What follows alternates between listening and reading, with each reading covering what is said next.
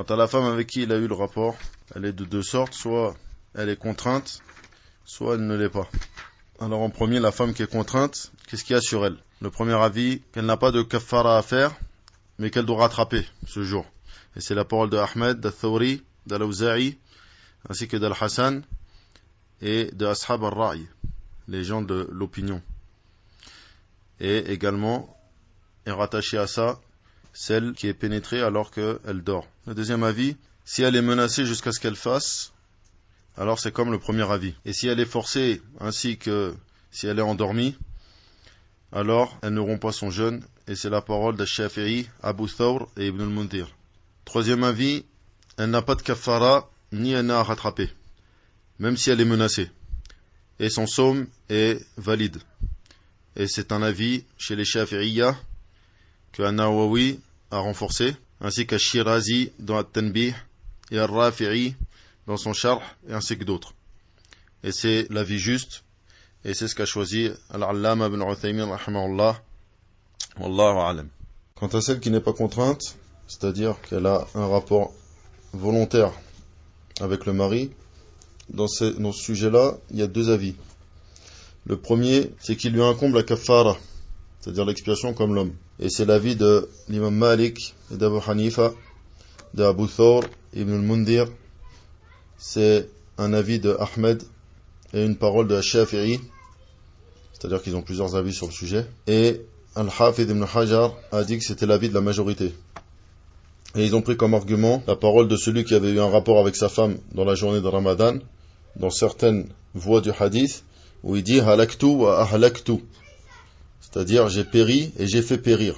Et ils ont dit « l'éclaircissement du jugement pour l'homme est un éclaircissement qui la concerne également, la femme, du fait qu'il leur était interdit à tous les deux de rompre le jeûne. » Et c'est l'avis de Cheikh Ibn Uthaymin, rahimahullah. Le deuxième avis, c'est que la kaffara, l'expiation ne la concerne pas et qu'elle est spécifique à l'homme.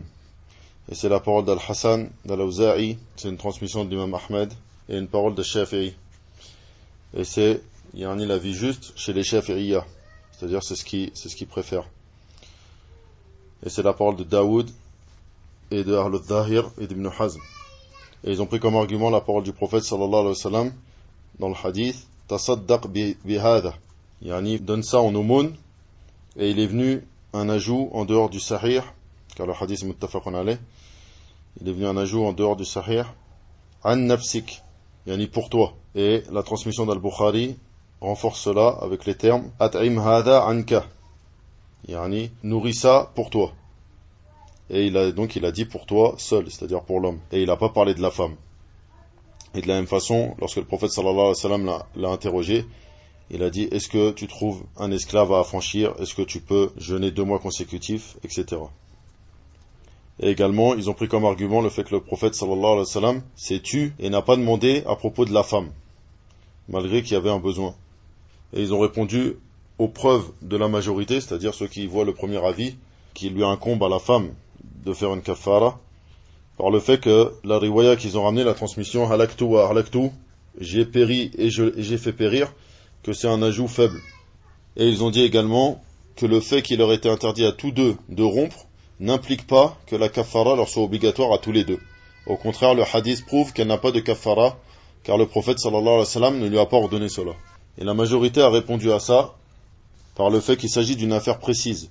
Ainsi, le silence ne prouve pas un jugement, car il est probable que la femme ne jeûnait pas à cause d'une excuse valable, ou il est possible que la cause du silence quant au jugement sur la femme, c'est-à-dire le silence du prophète sallallahu alayhi wa sallam, est dû à ce qu'il a compris, à ce qu'il a appris de la bouche de l'homme sur le fait qu'elle n'était capable de rien. Et les partisans du second avis ont répondu à la majorité, c'est-à-dire le second avis, qu'elle n'a pas de kaffara à faire. Que le prophète sallallahu alayhi wa sallam n'a pas interrogé sur la situation de la femme, alors qu'il ne savait pas si elle avait une excuse.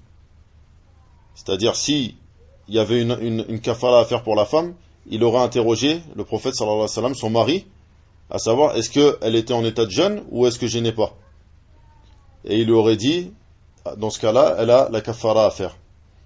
Et il n'a pas interrogé le mari au sujet de sa femme, mais il s'est seulement adressé à lui. Et notre cher Ibn Hazm, hafidhahullah, dit, les deux avis sont forts, Mais le deuxième est plus juste et Allah est plus savant. C'est-à-dire le fait qu'elle n'a pas de kafara à faire. Mais c'est seulement sur l'homme.